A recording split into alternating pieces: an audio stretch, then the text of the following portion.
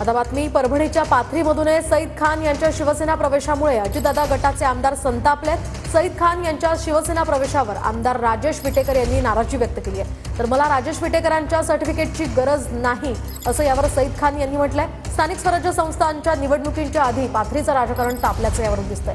दरम्यान विधानसभा निवडणुकीच्या प्रचाराच्या वेळी सईद खान यांनी शिंदेंचा फोटो पाडल्याचा आणि त्याला काळं फासल्याचा सुद्धा विटेकरांचा आरोप होता।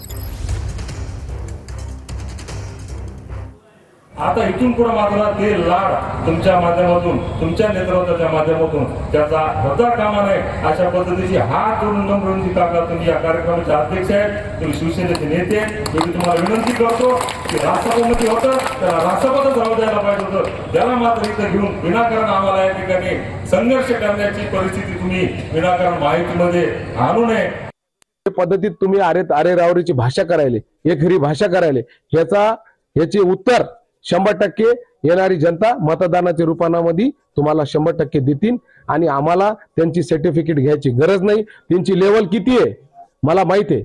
मी लेवल कालात बसला ना तर ते माणूस माझे पासंग मध्ये बसत नाही। मी महाराष्ट्राचा प्रदेश अध्यक्ष आहे, मी महाराष्ट्राचे कानेकोपऱ्यात काम करतो आणि असे माणसाची सर्टिफिकेट घ्यायची मला गरज नाही।